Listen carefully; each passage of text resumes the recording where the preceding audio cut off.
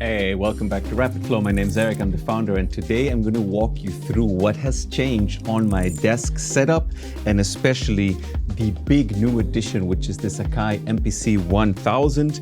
But we're also going to be looking at what I use the Torso T1 for, the Beatstep Pro, and also the Walforf Iridium. They all have their uses in the studio, and today I'm going to share with you what my workflow is for making track ideas with these really fast. All right, so let's dive in.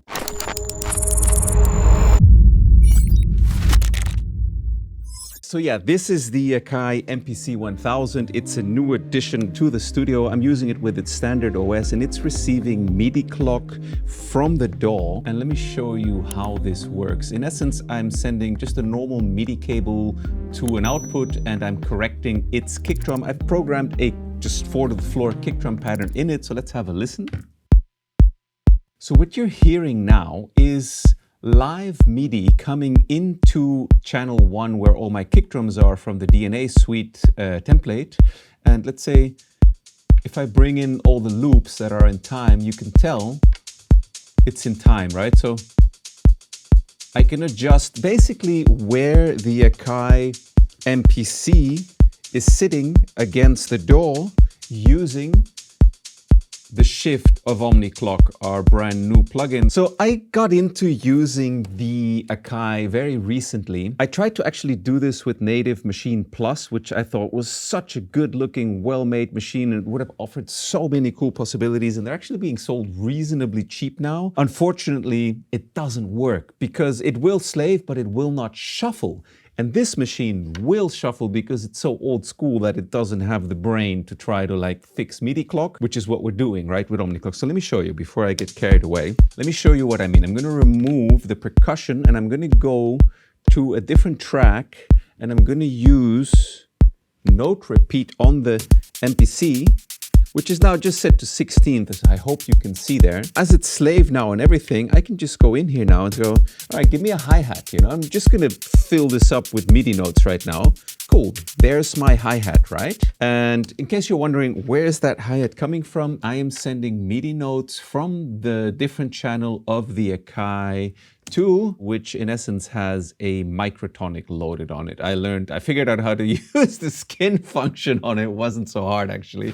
Check it out what happens now if I add shuffle clock to this very old school machine that doesn't have the brain power to try to mess with it. And that is exactly what I was hoping to do. I wanted to be able to shuffle MIDI that's still coming off of the machine in real time using our OmniClock plugin. Check this out.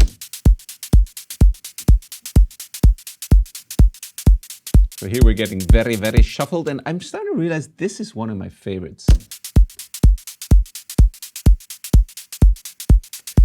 In essence, what you're hearing now is this guy sending 16th MIDI notes, but because it's receiving a shuffled clock signal from our plugin, it's giving you this nice feel. I can basically now start to lay down my drums in real time. So before I get too much carried away into explanation mode, I'm going to switch over to this camera and I'm going to show you how fun and easy it is now to just start laying down a beat with using pads, right? Because I'm actually a drummer by trade and I wanted to be able to do this. Check it out. I'm going to switch to a different channel now where my snares are.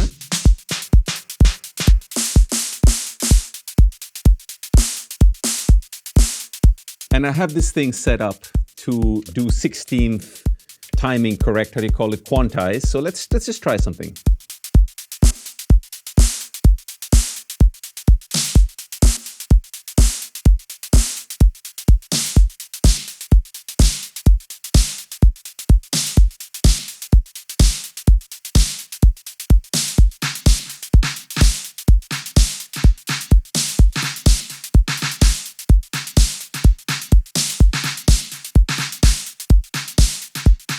And basically the whole thing is going to be able to shuffle now. Let me go over here.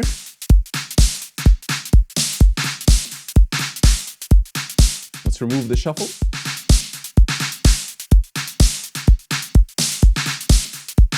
So I'm going to mute my snare track for a sec so it doesn't do my head in. And I'm going to add an open hi-hat to this because I need to feel some forward movement. And because I have multiple pads, banks on the APC, I can choose the height of the note I'm going to send to this very lovely plugin. And yeah, this is actually the whole fun. Like I could just play like the typical, right? But it's like, do I really want to do that? No. So let's do something kind of a bit more fun, right?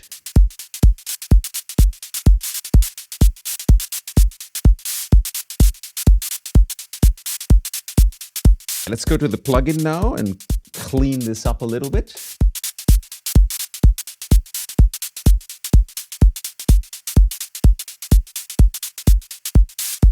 Maybe I want to take this a little bit down. Yeah, there we go. So I'm going to erase the snares because I'm not digging what I did there. I'm just going to hit erase here, track 3, beginning to end, do it, kill all. So now my snares are gone. And maybe give it another shot with the snares. Oh yeah, that's it.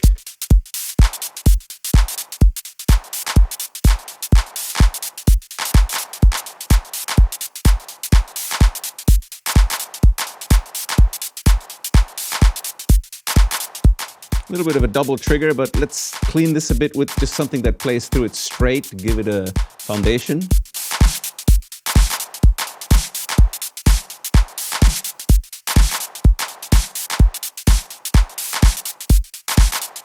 Cool, so there it is. Yeah, so that's like this kind of against beat thing going on, and then my straight snare is happening here.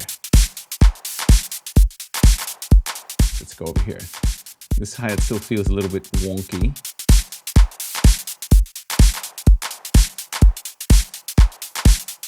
You know what would feel really nice on this hi-hat? A little bit of delay.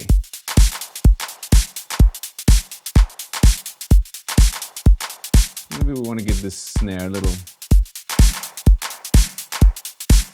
Cool, a little bit of reverb. So this is the new system that I've come up with to just be able to do drums by playing on them. Like I'm sure I'll figure out at some point how to like set different velocity layers and stuff. What I have not figured out, and if you know how to do it, let me know, how to assign these 16 pads to different MIDI notes while staying on one track.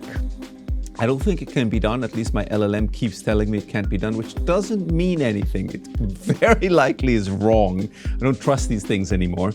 But in any case, I haven't sussed yet how to do it. So if you know how to do it, please leave it in the comments. So in any case, this has now become kind of like, I spent like $450 on this, kind of like my drum sequencer slave, where I can just like finally hit things and just experiment with, you know, different kind of rhythms that like I would never program this if I tried to do that in MIDI or play it with like a piano, you know, like a MIDI keyboard. It's not going to happen. So I love that idea, and right now all of this is just running as MIDI, and I'm actually just going to leave it as MIDI for now for the purposes of this demonstration to just kind of keep things moving forward. So I'm going to keep this running live because then I can still mess with it while I'm doing stuff, right? So let me show you now how I use the Beatstep Pro for bass ideas, like really quick, fast, fun bass ideas. It's a really cool machine for that. I've decided this little green one matches the colors that I generally use. It's going to become my bass sequencer, and what I've done with it is I've just routed it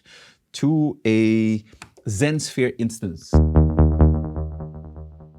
We have our funky MIDI running off of the MPC 1000. Let's do a bass. And as you can see, this is already sequencing and clocking because of course it is receiving clock from its own OmniClock plugin. And in this case, I've actually chosen to use USB. It's the first time I start using this thing with USB because now I'm not connecting anything to it anymore by audio. So I can indeed use USB. Let me show you how fun and easy it is to make weirdo bass lines with this.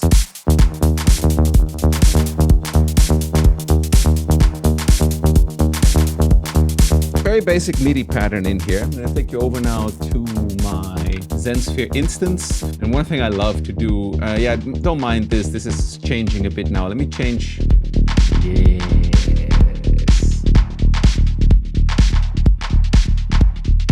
That's more like it. So I've just dropped the sample pitch. So I'm kind of running these as like lo-fi samples now at like 24 kilohertz. But man, like I love how it sounds sometimes. I've in essence halved the playback speed of the sample engine. And like sometimes if you want to like use oversampling, you could also go all the way up and then pitch down your actual source of notes. So while we're at this, let me show you this because it's very cool. Ooh, that also sounds super nice. Kind of like that better. Okay, so we're gonna stick with that. So now I'm playing this sample at 96 kilohertz, but I've dropped my MIDI notes down so that we're still playing the same pitch as I had before. So yeah, I love using the Beatstep Pro for this, and just to prove a point how fun and easy it is to make cool patterns with this, I'm just gonna extend the pattern of this now to be 32 steps all in all. Gonna let it run again and just do another one.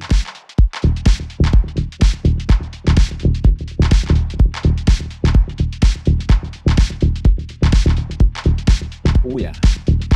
Feeling that one. Let's take these delays a little bit more into the background.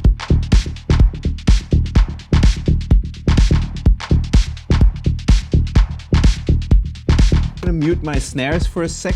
Let's see if this Beatstep Pro is on point with the clocking. Whoa, okay, I don't know what the hell I did there. I think I was playing like a whole beat behind or something. That makes about sense. So a whole, yeah, quarter note behind.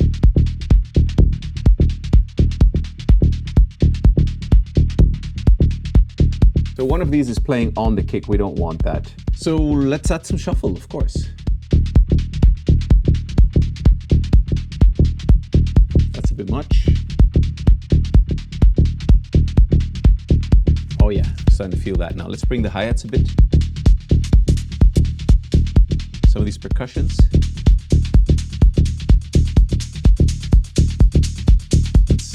Let's sculpture the groove a bit, yeah. A bit in front of the beat, I could just tell now. So let's go back to the Omni clock, yeah?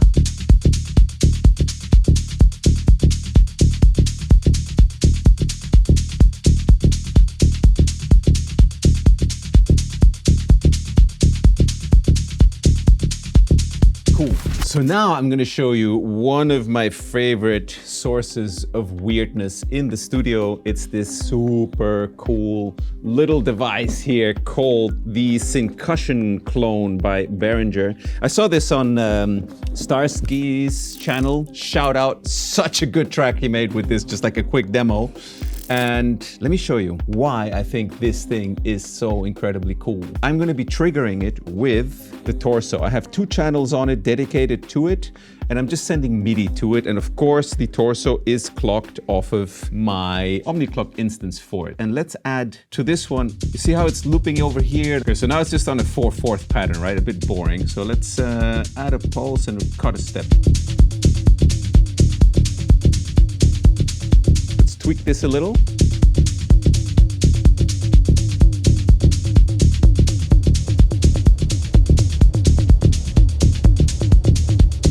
Now let's give this guy some MIDI food, some fodder also. Unmute this guy, let's go to that. Let's add some pulses.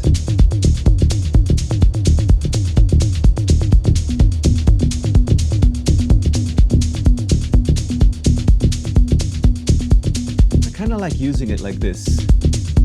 So one ear.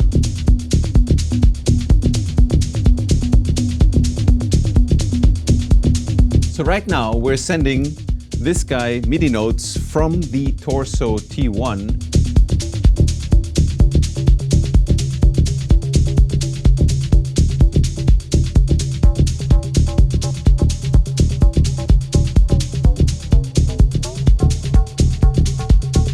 And if I want to go up, I need to actually change the MIDI notes going to it because it's doing its thing via MIDI. So let me show you. And now I can use the tuning thing that it has itself.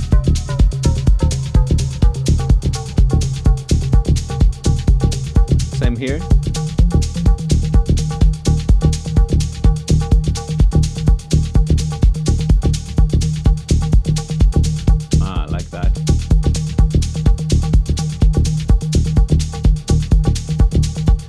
click that reverb down just a little to give this a little bit more, so it's not gonna like take over our whole mix. I'm just, what am I sending to this? Sending it to the black hole, which is a bit hardcore for maybe for percussion. So now we have this weirdo little percussion thing baked in there, right? And now let me show you what I like to use the Walforf Iridium for. This is actually going to another instance of Zensphere. Let me show you how sick the sequencer is on this thing. I'm gonna just show you the ARP first. I use, yeah, the two of them a lot.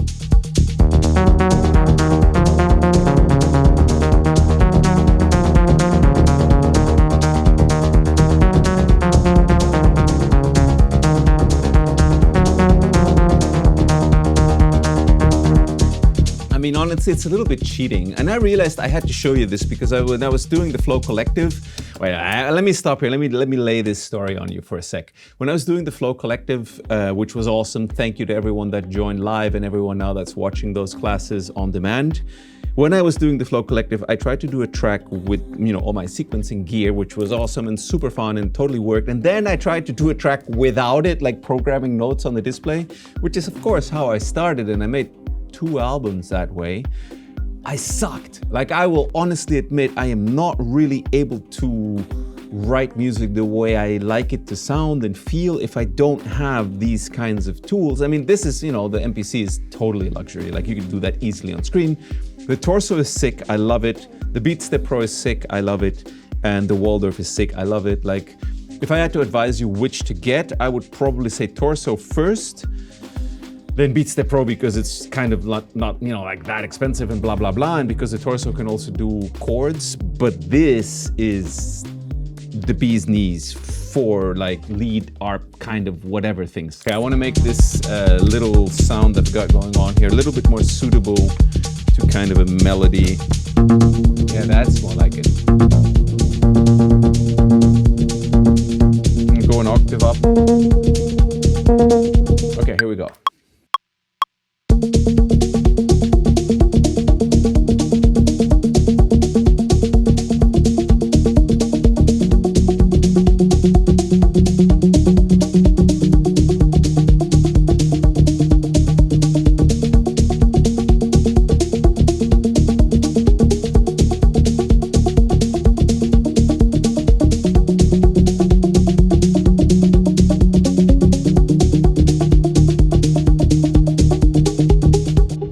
So there's our MIDI pattern now, gifted to me by the Walforf Iridium. And yeah, of course, that's also getting its clock from the Omni clock. Let's have a look how I set it up. This is the settings I'm using. It's got a little bit of accurate shuffle. I want this one to not like be all over the place. So let's have a listen back to what this MIDI sounds like.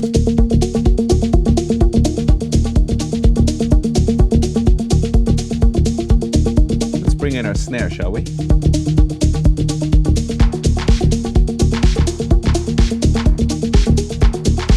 In order to not make this too jazzy, I'm gonna actually just go to a straight snare for a bit. Remove those up snares that are all over the place. Okay.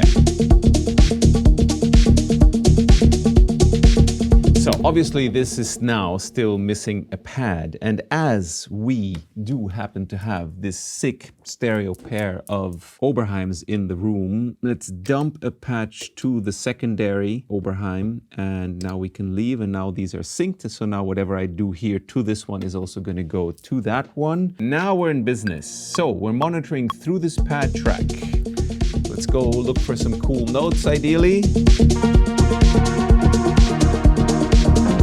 I'm really feeling that this could sidechain a bit. So I'm going to switch on my key signal and I'm going to go to my pad track over here and I'm going to tell it, give me some sidechain on this, please.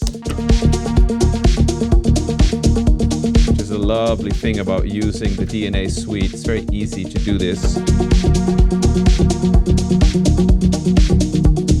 Okay, cool. So let's track in, I'm just going to do this straight to audio. Let's track in some of the notes for this idea on the matrix I.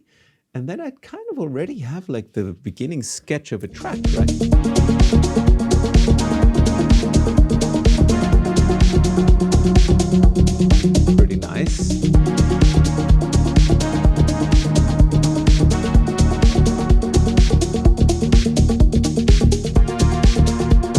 here we go. There's our audio.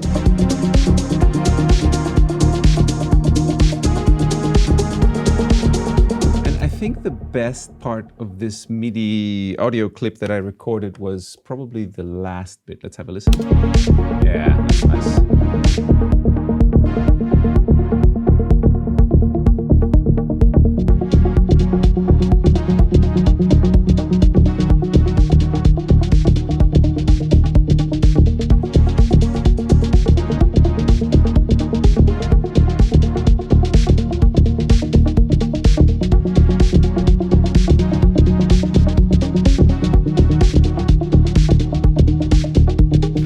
So that's my way right now at this moment of doing things and getting MIDI notes into the DAW really quickly, using all these hardware sequencers in order to not have to spend so much time, you know, looking at the screen and like moving MIDI notes around and stuff there, and hopefully making this process more intuitive and just having more fun, because I honestly spend a lot of time in front of the computer managing, running rapid flow stuff, marketing, product testing, alpha tests, whatever you can imagine, right? So at the end of my long workday, whether you believe it or not, rapid flow is not like, oh yeah, it's like passive income and stuff. Whoever tells you that working online with your own company is passive income, don't believe the hype. It's just as much work as any other job you've ever done. It's just in, you know, more connected to gear and audio and stuff, which is awesome. Anyway, I digress. What I wanted to do was set myself up with a system, something to play with that I can use all these fun hardware machines with, so that at the end of a long workday, I don't have to keep staring at this big screen in front of me and mouse my way around, you know, MIDI notes and channels and whatnot, and make everything hardware. And in a weird way, what I've realized now is I'm kind of coming back to how I started making music, which was like, what was it? I had a Mac, like, I don't even remember. It was like a laptop, and you stuck a cable or two in the back, and then you had 32 MIDI ports, and that went out to your studio. I've kind of rebuilt it now, which is hilarious after 20 years or whatever. But of course, using a DAW, then hardware instruments. We didn't actually use any hardware instruments today. Everything was just Zensphere. So Zensphere and my drum racks in Ableton are standing in for AKAI S1000, whatever, you know, Novation Bass Station, whatever were the things that we had around those days. And I am, however, still using very much a hardware triggering workflow to kind of get things in. And I've just realized that that has become incredibly fun for me.